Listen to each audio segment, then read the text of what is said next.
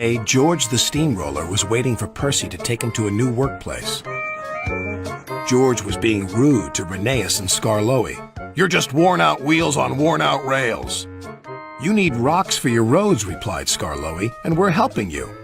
"I need to flatten little engines in the scrapyards," retorted George. Then Percy arrived to take George away. He was still rebelling. "Railways are no good. Turn them into roads." The little engines were pleased to see him go.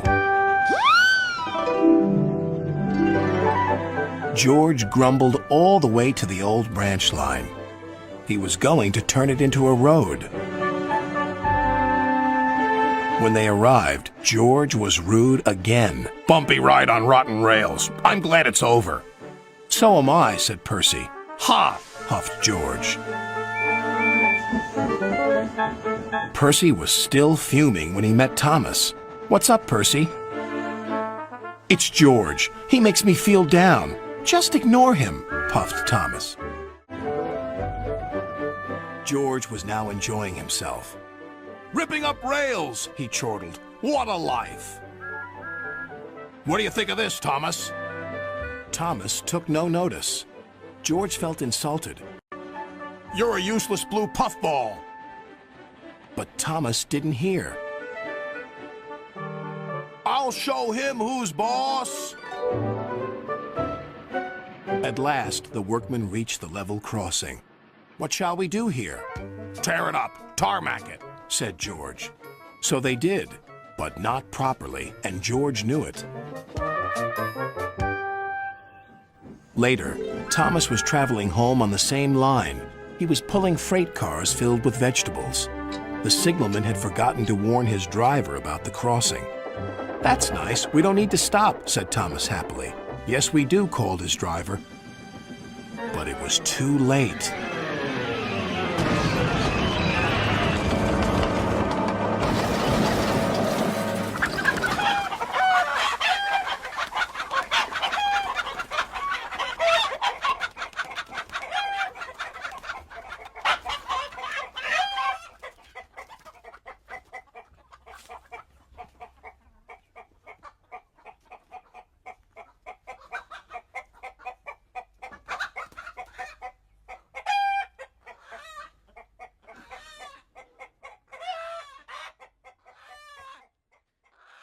Percy told Gordon all about George. "Huh!" snorted Gordon. "You're just a small engine. That's why he's rude to you. He wouldn't dare cause me any trouble." George had been taken to some yards to work. Duck arrived with a train of empty freight cars. George was blocking his way, and a car was stuck on the main line. "Let me through," demanded Duck. "You'll just have to wait," replied George. "There's no time to wait. I must clear my freight cars from the main line to let Gordon through." "Then he'll have to wait too," said George. Duck's driver went to complain to the station master, but the signalman had set the signal to allow Gordon to speed through. His passengers were singing his praises, and he was making express time. "I'm the greatest! Just watch me fly by!" He whistled long and loud as he approached the station. Suddenly, he saw a freight car on the line ahead. "Get out of my way!" But the freight car wouldn't move until Gordon forced it.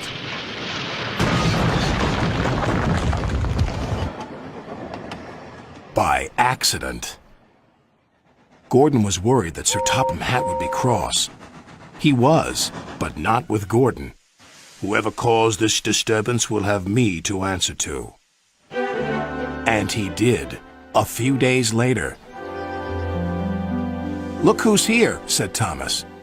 George had been found out by Sir Topham Hatt and punished. He looked miserable. "Now we'll get some peace at last," said Percy. "I want to get rolling again, but I've got to wait a whole week till I do."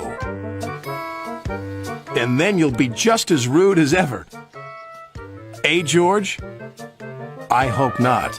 Don't you?"